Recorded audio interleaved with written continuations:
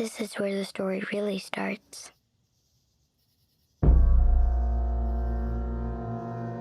right, I'll bring us in. That's what you do best. Hello, everybody, and welcome back to I'm doing the intro. You got something to say? No, I was just really excited for you to bring us in. Well, I didn't know you were going to start. You want to do the intro? You're like, oh, I'll bring us in. Oh, welcome back to Nerd Soup. You gave no pause, no like. Usually it's like, all right, I'll bring us in. Hello, everybody, and welcome back to another episode of Nerd Soup. My name is Reuben, joined here today with Aaron, and we are back to talk about movies, specifically 2 movies. Weapons, it's going to be the first one, and then we'll also talk a little bit about The Naked Gun. And if you want to listen to this podcast anywhere else but YouTube, you can. Across all podcasting platforms. That's convenient. And go ahead and check out our Patreon page for more Nerd Soup. We have a lot of reviews up there. We have Vikings. We have Downton Abbey. We have solo podcasts. We have group podcasts featuring myself, Aaron, and Cam. So a lot of good stuff going on the Patreon page. And follow us on social medias at Nerd Soup, at Beau Soup, at Nerd Soup Monkey. Go ahead and give us a follow on Letterboxd if you want to see which movies we're watching. So in case we don't release a podcast. Aaron, how are you doing today on this fine Friday? It is Friday, huh? I was going to say Thursday. No, that would have been yesterday. Fridays don't mean anything anymore.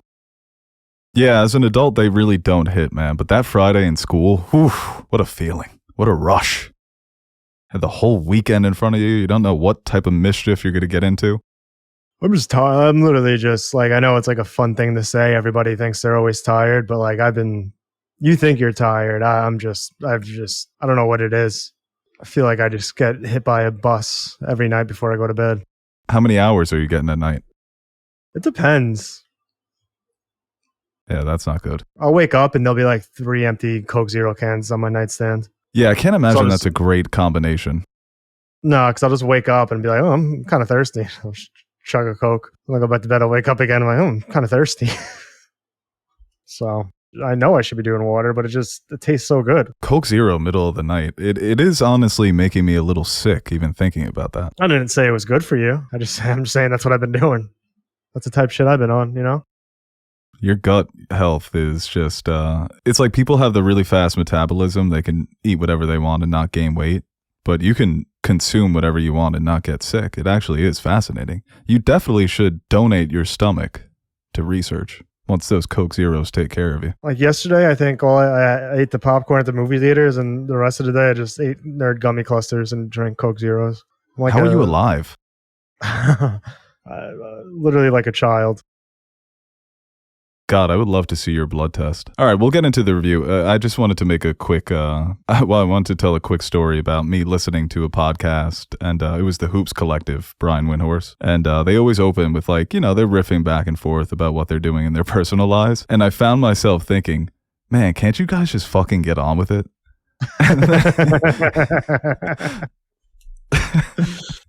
And then in the back of my head, I'm like, oh, shit. I guess that's why, yeah. I could see why that annoys people sometimes. But just another quick story. The other day, about 3 weeks ago. Well, I really should start it about 17 years ago when I was 15. No, let's just get into the movie. Weapons, a new movie by Zach Cregger. Really loved his first movie. Came on the scene with an absolute bang with Barbarian. We actually saw that together, and I think we had a great time in theaters watching it. It was just as subversive as it gets, and just kind of a good old school horror story. And same thing here with Weapons. It's a movie that we'll keep it spoiler free to begin, and then we'll get into some of the spoilers because they are very fun. But yeah, just another creepy, unsettling, once again with the mystery. And I think he does that so well, where he gives you layer by layer, unraveling this mystery, and still manages to surprise you. Because there are a lot of moments that are just really funny and goofy. Gruesome with the kills, of course. So he strikes a good balance between creeping you out while also entertaining you and making you laugh at times. And a great cast of actors in this movie with Josh Brolin and Julia Garner there sort of playing the leads, but you also have Alden Ehrenreich in a supporting role, Benedict Wong. I would argue that Amy Madigan steals the movie with a performance that I think will go down as iconic in the years to come. And it's a movie that you can definitely pick apart some of the themes and the metaphors, but they're not so in your face. Similar with Barbarian, it is old school. It's a horror tale, like you were sitting around the campfire and somebody was telling you this story. And that's kind of how the movie starts. Well, not kind of, that's exactly how the movie starts, with some narration from a little girl who I don't even think is named throughout the film. Yeah, and like I said, there are some things, there is some social commentary that you can parse through and grab at, but it really is just a great mixture of all the things that you not only love about horror movies, but movies in general. Why you go out to the theater, why you have a good time with the packed crowd that really gets invested. Some people seem to have liked it, others didn't in our theater, which is always fun, but we didn't have any walkouts because I think what he does so well is he keeps you engaged with his directing style. You know, you're always looking at those corners. You're waiting for somebody to creep into the frame, and it's not necessarily a jump scare, but it's that anticipation of something bad happening that I think he does so well with his style of directing. And also the way that he embraces darkness and light in a way that is both creepy, whether you can't see anything or everything is completely in the picture. You know, he'll really throw you into that darkness where you're not getting any of that typical nighttime moonlit cinema where you can see everything. No, he likes that pitch darkness. And he also likes the daytime. He can creep you out when the sun is shining. So yeah, I think that, you know, he's 2 for 2 with his first 2 movies. And this is a movie that I really enjoyed. Without spoilers, one of the best third acts of the last few years. I was just absolutely thrilled by everything that was happening. Aaron, what did you think? Yeah, no, I agree. I enjoyed it a lot too, and I think it's for like a start, first two movies. I mean, like you said, we both really liked Barbarian, and this might actually be a little better. I think there was a lot to enjoy. I mean, from the horror aspects and comedically as well, because some of the parts were like genuinely fucking hysterical. It's hard sometimes in horror, I feel like, to really set a comedic tone without it maybe coming off as a little goofy. Like, you're not sure if you're supposed to laugh. Is it just bad writing or is it funny? But like, this made it clear that it's actually genuinely funny. One of the better casts in a horror movie, obviously, with Josh Brolin, but I mean, Julia Garner's been really making more of a name for herself ever since Ozarks. But Ozarks, I said that like a fucking 50-year-old person. Hey, you see Ozarks? Jason, what's his name's in it? Jason Bateman's. Jason Bateman's is in the new Ozarks on Netflix's. No, it would just be Netflix. You see the new Ozarks on Netflix? No, I was watching Game of Thrones. They pluralize when they shouldn't, and they do singular when they shouldn't. There should be old school. There should be like, once you're out of school for like 25 years, you got to go back to school. Yeah, and driving tests too. So they say open the schools. Those are usually when people say something that it's been out of school for too long. You're about to take over for Linda McMahon. Not only her, but like even Alden Ehrenreich, who I've really enjoyed over his past few movies. I think like Oppenheimer was probably his biggest movie he did, but what's the name of that movie? When he's like he's in the finance world. Oh yeah, right. Where his girlfriend's kind of big dogging him. Yeah. And he was fucking fantastic in that. Fair play. He's been really good. I mean, even fucking Solo, I enjoyed him in. He just always puts on a... Solo put him in Hollywood jail for 5 years, looking at his filmography. He was good in Solo. Yeah, he was. Just doesn't look like Harrison Ford, but he was very good. Not many people do. No. Except that one guy did that really good impression.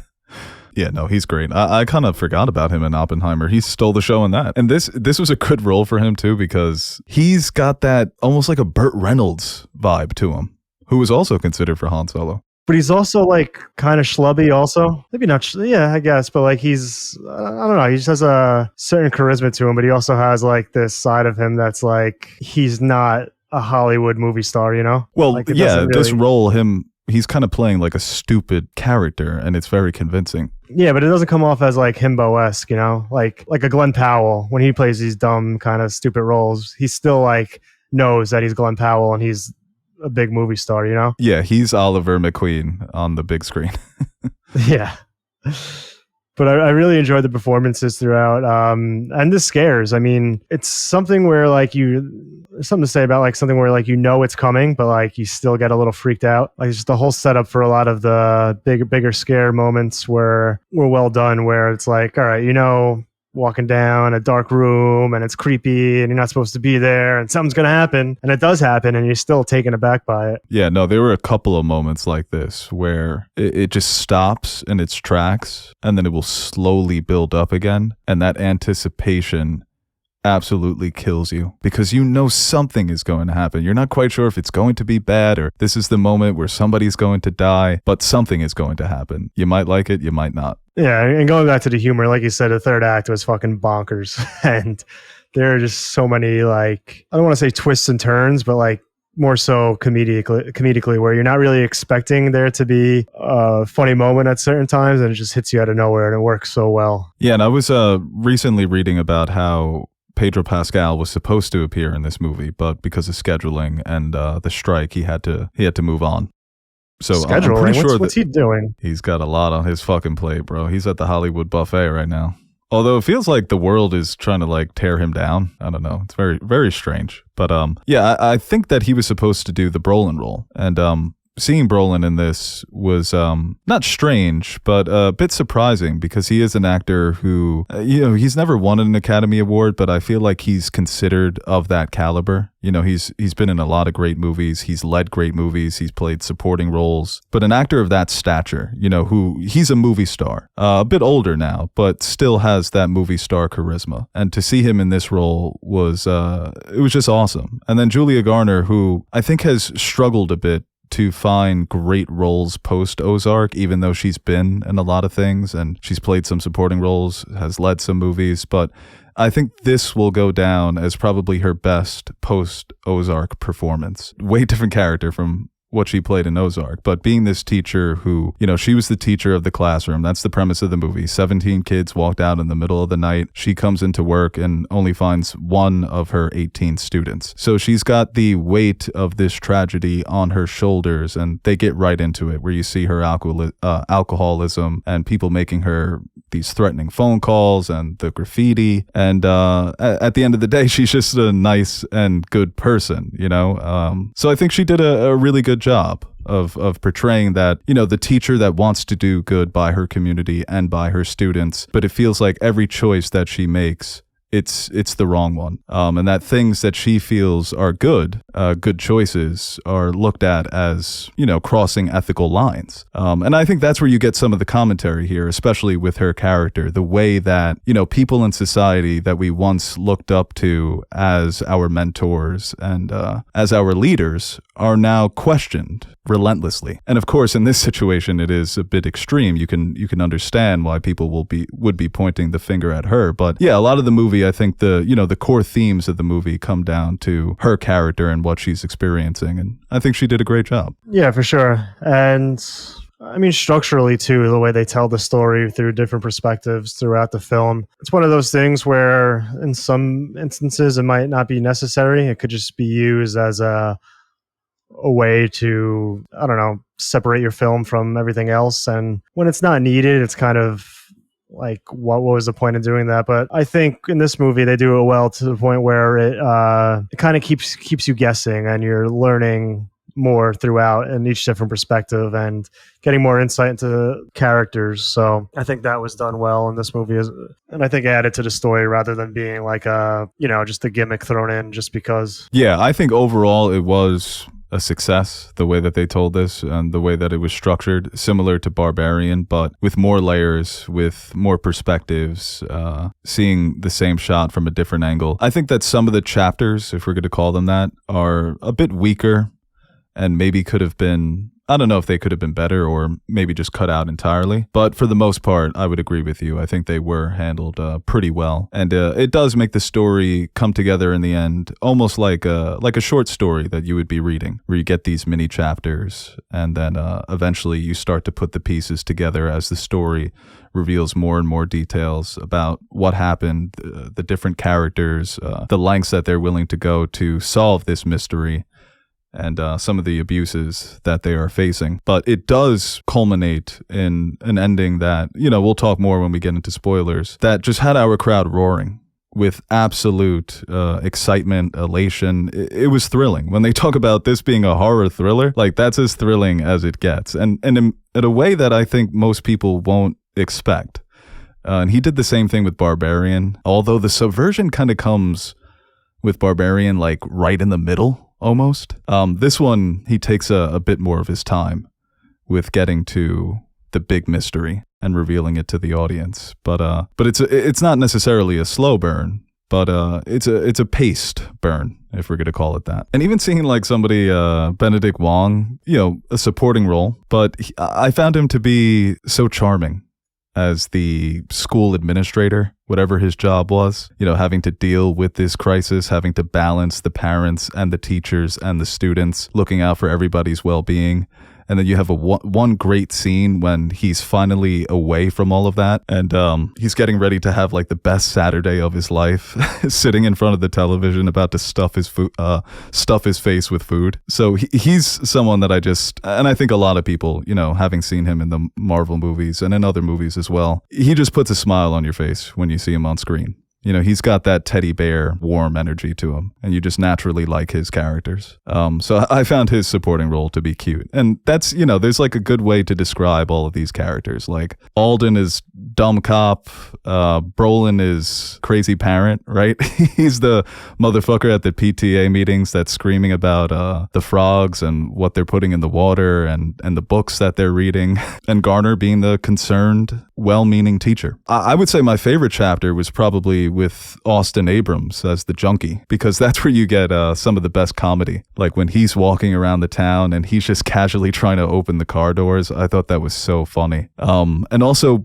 because he is a junkie, when you get into some of those horror moments, you're not really sure if what he's seeing is real. So I found that to be clever too. And, another fun supporting performance. And he's got a good back and forth with Alden's character that I found to be very funny. But yeah, no, good, just a really good cast, and all the characters are memorable and distinct, like they really stand out as individuals in this world.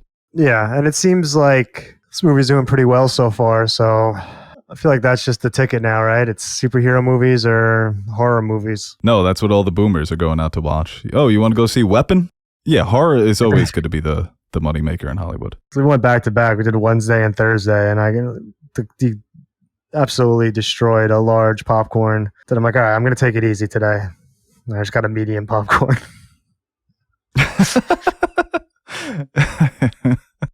I can't do a ton of popcorn 2 days in a row. I'll just go for the medium then. It is like remarkable when you look at the calories in those things. Because I've just recently realized like how many calories I should be eating a day. And I'm like, God, for so many years, I had such great freedom. I was free of the calorie count. Oh, it's terrible. When I used to track, it's healthy, but also unhealthy.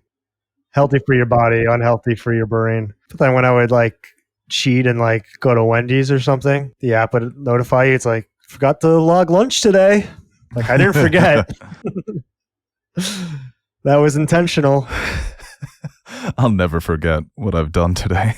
I don't need this fucking app to remind me of my shame. Yeah, no, this movie's we'll see where it ends up. I really haven't been tapped into the box office, but I'm sure its previews did really well. And $38 million budget could definitely make a profit. I'm trying to see how much did Barbarian end up making? $45 million, but that was only a $5 million budget. Damn, that's a good profit. All right, well, let's get into some of the spoilers. So if you haven't seen this movie, please stop watching and then come back after you see it. Okay, spoilers. Watching those kids chase that woman was the most fun I've had in a movie theater in like 20 years. Yeah, it was ridiculous. Dude, like going through all the houses, going through the yards, getting the reactions from the neighbors, having absolutely no idea what's going on, and just being more concerned by the damage and the destruction. But it was just so satisfying because, as I said in the beginning. Incredible performance here as the puppet master, the old witch who's manipulating all these people through her voodoo, blood, magic, and the abuse to Alex and Alex's parents, and the way that she's just tormenting and torturing this town and using these people as meat puppets, literally using them as fucking weapons to kill each other, to torment each other, and then for the chickens to come home to roost in that manner was just as satisfying as it gets for defeating the so-called villain of a horror movie. Yeah, they were just like running down doors and through windows. And just causing absolute mayhem. No, they were like straight up like when SpongeBob fucking just came through the wall. They were legit like Steve Rogers in the beginning of Winter Soldier, dude. They were like super powered. Yeah, there was a couple nasty kills. I mean, when Benedict Wong is just headbutting that guy, caving in his face. Ugh. And then that was great too, because that came after him attacking Julia Garner's character. And I kept looking at his eyes and thinking, what the fuck is wrong with him? Why are his eyes all messed up? And dude, that part really upset me because they were really about to have such a great Saturday. Just chilling with Like your 8 boo hot about dogs. 8 the cookies, all different, I hope they have stomachs like yours. I guess it doesn't matter, but. And also, like, when they reveal what has been going on with Alex, good kid performance. I think a lot of the direction there was, look scared, but he was convincingly scared. And he was very sweet, very innocent, very pure. And you can't blame him because he wants to do the right thing to keep his parents safe, to keep his parents alive. The kid in the classroom who's clearly got something going on at home, but he can't tell you about it. I found his chapter to be just incredibly sad, watching him have to go through that and what his aunt puts him through for him just being a child. Yeah, that's gotta be a real downer. I mean, what do you like? I was just thinking about that kid having to go home to that environment every day after school, just having his parents just be right, literal zombies, just sitting there with fork wounds in their faces. Yeah, that's why I can't. The argument that this movie isn't about anything to me is so dumb. Just because it's not obvious that it's mental illness or generational trauma or climate change, as Aronofsky likes to tackle time and time again, doesn't mean that the movie doesn't have core themes and that there aren't things that you can pick up on your own. That's what analysis is. Not everything that you're going to take away from the movie was intended, but sure, there were things that are intentionally explored in this movie. Even saying a kid coming home to zombie parents, that's like a kid who has to raise himself because his parents don't care. Or maybe they're not capable of doing those things that parents have to do because they're struggling with a problem like a drug addiction, and that they're really a body without a healthy mind. Or the idea of a kid not wanting to tell a parent or an adult figure what they're dealing with at home because they fear what's going to happen to them. Or in this case, he fears what's going to happen to his parents. So this idea that the movie isn't tackling any sort of issues, I think is a bit silly. Because there's a scene where Brolin looks up and there's like a machine gun in the sky, and I thought they were going to go like the school shooter route. Maybe you can still kind of put those pieces together. Like just one day, a large portion of the school is missing and just seeing how the town reacts and adapts, and people refusing to take blame or try to blame others to kind of deflect. But I mean, that being there make me feel like it's way too obvious. Because if that was the case, I feel like I wouldn't I wouldn't like that, because then you're basically just lacking so much nuance. But also, they're like with the whole ant being a parasite thing, they do mention that like numerous times throughout the movie. That can make me tend to believe that he wasn't trying to be that nuanced. Like the answers are kind of just right there the whole time. Because even that you really didn't need. You could kind of just leave it at connect the dots on your own that she's basically a parasite using the life force of these people to keep her alive. But I did enjoy that aspect of it, like how the town reacts and trying to shift blame and put it places where it necessarily shouldn't be with the teacher character. And it's always like a tough position because you do feel bad for the teacher, and you, as the audience, that she doesn't deserve what's happening to her. But seeing Josh Brolin sleep in his missing child's bed every night, and clearly it's disrupted his relationship at home and what he's going through, and how he's just not in a right headspace to even do his job correctly, and he becomes obsessive over trying to find out where his child is, and you sympathize for that character. There's Yeah, more and I think it's complexities to some of the point of views and perspectives that you get from these characters. right. Yeah, it's still entertainment. You need to tell a story, so everything is going to be heightened. But even the metaphor for a school shooting, I was talking earlier to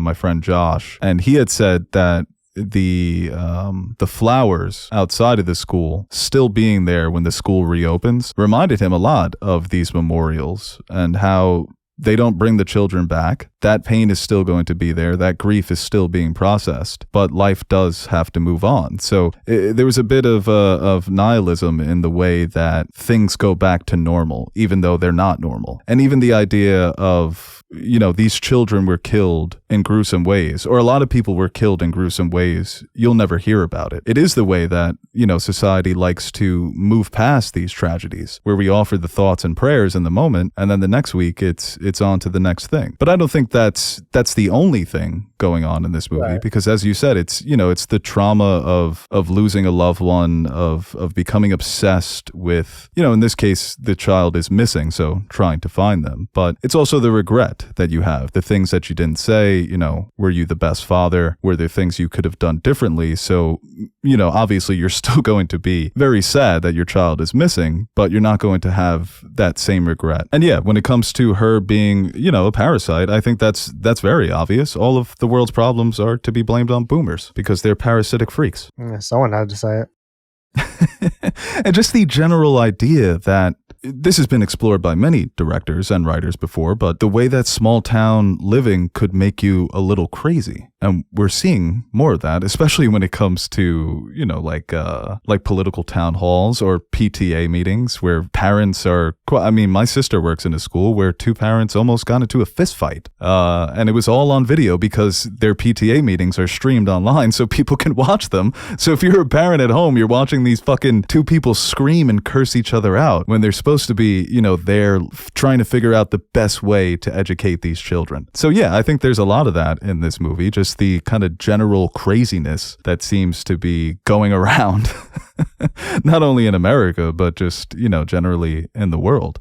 And that's why the Benedict Wong character really stood out for me, because he's that really sensible, smart guy who's stuck in the middle of it.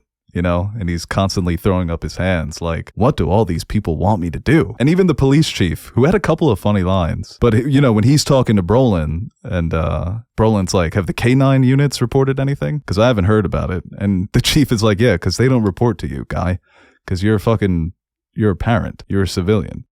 To say that the movie doesn't have anything going for it, I fundamentally disagree with that, because I keep seeing that online. It's like, you can make different types of horror movies. It doesn't always have to be so obvious. I think it's more so whether or not the structure of the story works for you. That was my biggest takeaway. I was like, I feel like some people are going to think the multiple chapters are gimmicky. I mean, not even like that to say that this movie had nothing to say, because I don't think that's true.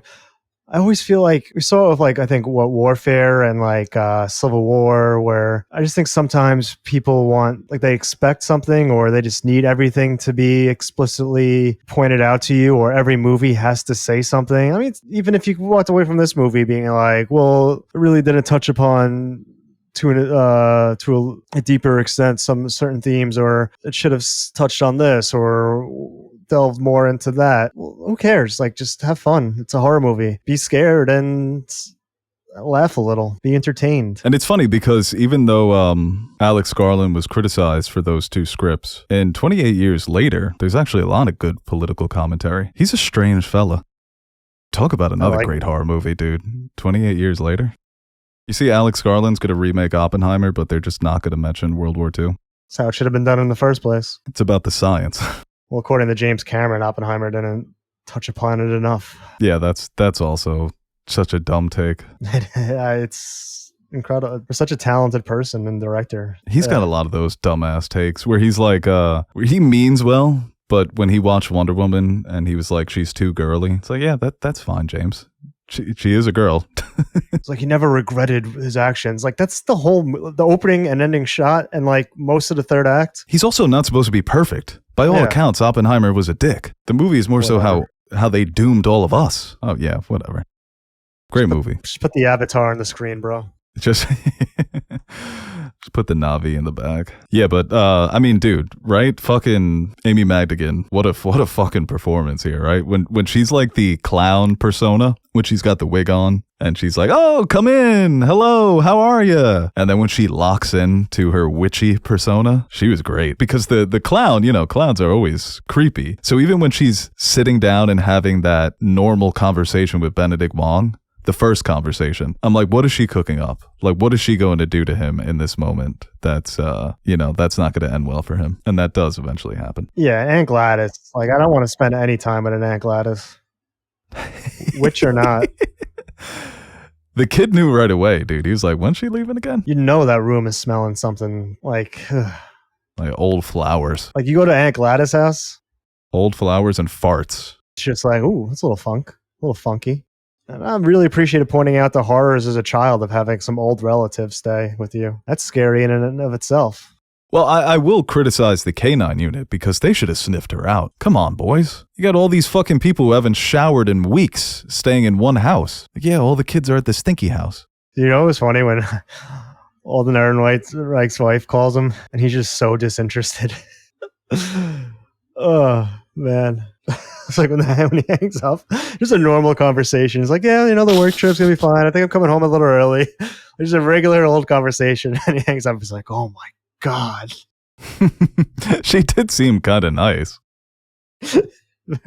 That was funny. The junkie going to the police station or asking them, can they meet him somewhere with the reward? And then he decides to go to the station and he immediately sees Alden Ehrenreich. I found that to be so funny. And also when Josh Brolin woke up from his nightmare and takes a pause and he's just like, what the fuck?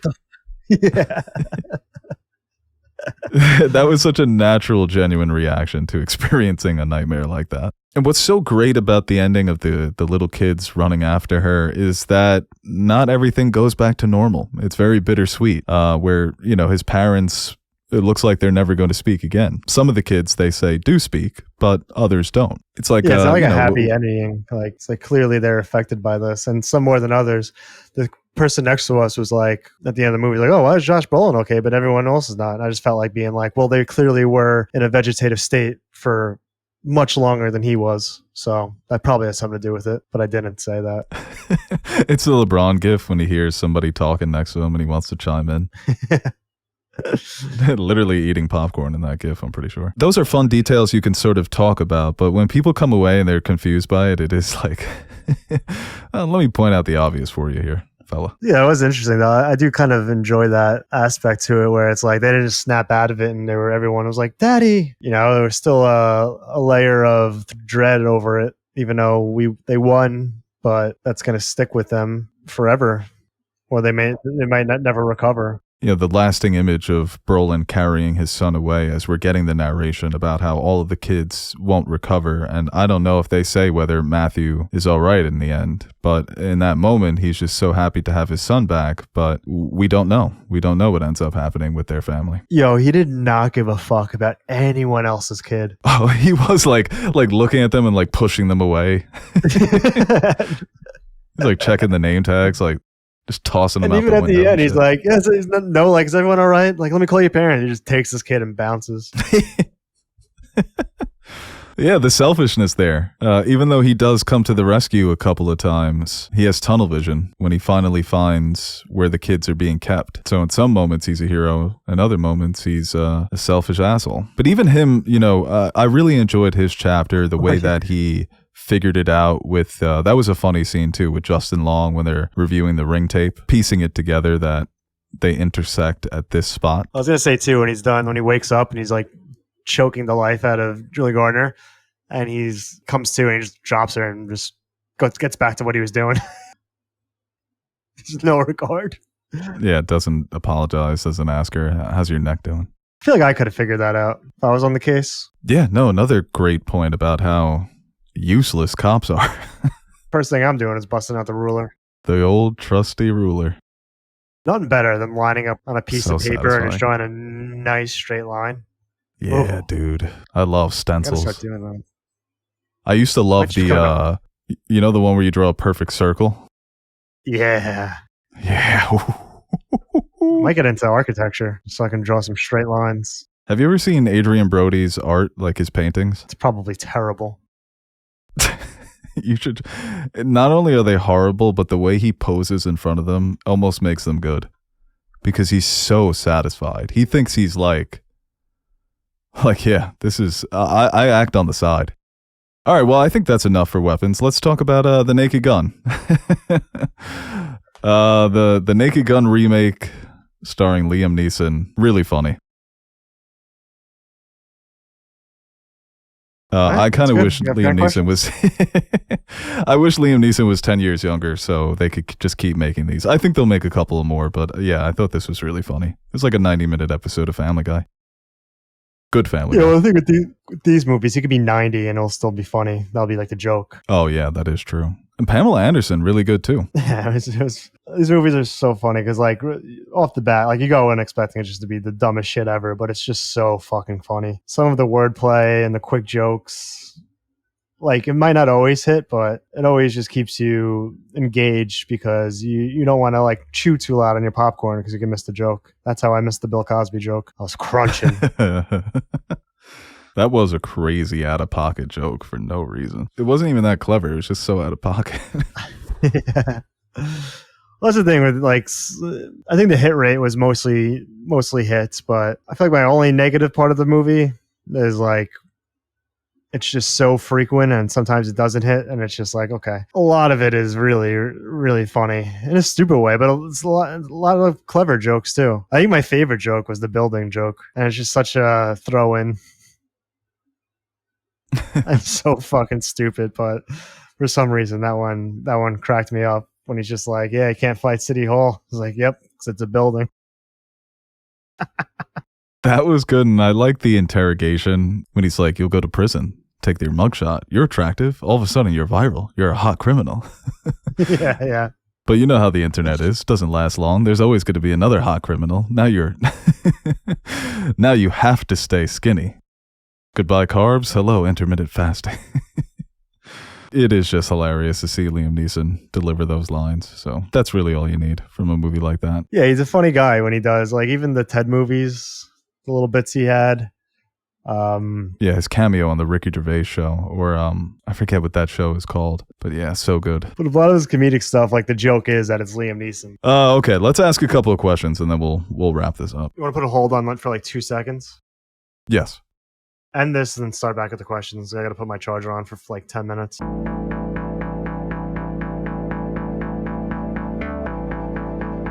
That's for the fan to decide. Yay! People you call up to the show, you better be ready. That's what you're supposed to do. Sitting there arguing and you're trying to spell your name and all of this other stuff. It's not your show, it's my show. I'm giving you the opportunity to speak your mind. Don't call up here unless you got something to say. All right, well, let's take some old questions. And if you want to submit a question, you can follow us on Instagram. All right, let's get into it. This one here from Ack. What up, Ack? Is Ice Cube a nominal actor or exhibits range in his films? I think people people really underestimate what a good director does for a capable actor. Where Ice Cube to me is a capable actor. Yes, he's very good at being mean and scary and yelling at people, which is a talent, being able to do that convincingly on screen. And he's been a performer his entire life. So, you know, when you do late night or if you're a music star, it is easy to translate that talent into acting. It doesn't guarantee that you're going to be the greatest actor ever. And obviously, you know, it differs based on who makes that transition and how good they are. I think Ice Cube, like I said, he's capable. And I think because of what we just witnessed with War of the Worlds, everybody is now convinced he's the worst actor who's ever lived, because it is some of the worst acting ever put to screen, which we've seen great actors put out horrible performances. Harrison Ford comes to mind as somebody who you never know when he's going to mail it in. And this wasn't Ice Cube mailing it in. This was just a dumpster fire all around. You know, nobody was coming out of this unscathed. R.I.P. Starfire. But I like Ice Cube in, you know, like the 21 Jump Street movies. He's got good comedic timing. Yeah, he's And funny. he was awesome in his cameo with the studio. I haven't seen it yet, but I hear it's awful. You have to watch it, dude. I'm convinced it was made just for viral reaction memes, because Ice Cube gave us like 30 years worth of reaction memes with that movie. You're going to see them all the time, dude. Somebody drops a hot album, it's going to be Ice Cube reactions. A fire trailer comes out, it's going to be Ice Cube reaction. Just incredible. An incredible contribution to pop culture, if nothing else. Ice Cube, I'd like to say that I'm a crazy motherfucker from around the way. I think those are the only NWA lyrics I'm legally allowed to. I was going to say, what are you going to get into here? Some of those old NWA songs are fucking wild. Yeah, they did a lot for free speech. They really pushed that envelope. Even there's one. What was it? And what's the song? Oh, Gangster, Gangster. It's like 4 lines of them about like stalking people and scaring them. There's a UGK song about how much they love pregnant women. Have you ever heard that one? No. That is a fucked up song. I listen at the gym, like the beat's fire, like it's hard, like the raps are hard, and then like once I started listening to it, I'm like, oh, it's like I know they're making up a lot of this stuff, but that's kind of crazy. Yeah, it's fiction. This question here from Rusty: what's the favorite place you've traveled to? Also, what's your favorite rap album that's come out this year? Well, Aaron, I know yours. It's Nassau Coliseum. That's like your Mecca. Oh, it's gone now, though, right? Nothing happens there anymore. Yeah. You would have a spiritual experience whenever you joined the fellow smokers in the smoker section. It is fucking psychotic that they had an indoor smoking section. Well, UBS has a smoking section outside. Okay, outside is, but Nassau had it inside, right? No, they moved it outside. It was just a cramped little area with like 2 porta potties and some concrete. People would be squeezing out there, freezing their asses off, just ripping cigs. We're so lame when it comes to smoking in this country. Everywhere in Europe, even the airports, they have areas. That's when I was in the Paris airport, and just the smallest smoking room, and people were just nuts to butts in there. I'm like, oh wait, my plane's not at the gate yet, so like I have time. I don't see the need to just squeeze into a tight space in a smoke box, but you guys do you. There was like this girl couldn't have been older than like 18. They had to be like high school students just going in, taking out cigarettes. Everyone's like, hey, how's it going? I'm like, this is a real country. I don't know, man.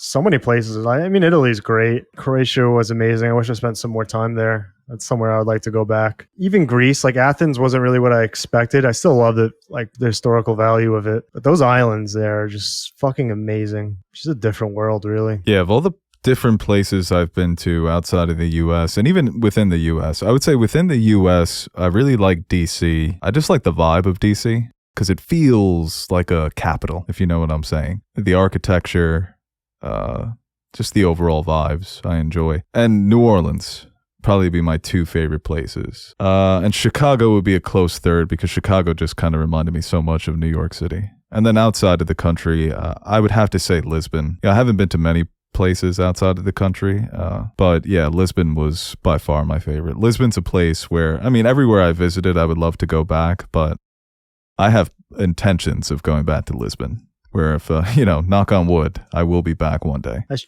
Chingy come out for an album this year? Hip-hop this year, underground hip-hop and mainstream hip-hop, even if you want to consider Kendrick Lamar, since he dropped so late in 2024, it's been like every other day. It feels like somebody's dropping. Like the Larry June 2 Chainz album I've been talking about for several podcasts. That kind of started the year. Then we recently got the Clips drop. That was great. Alfredo 2 with Freddie Gibbs and The Alchemist. Just got a tape with Rock Marciano and DJ Premier. Jid just fucking dropped an album that's apparently incredible. And there are some that I'm forgetting. It's been a stacked year for hip hop, dude. Like I said, underground and mainstream. Tyler the Creator, Chromacopia was last year, but then recently dropping Don't Tap the Glass, which has been on my gym playlist the last few weeks. Such a good hype album. It's more like a dance album than his previous works. But my favorite still would probably be, I think the Clips album has the highest highs of any rap album of this year.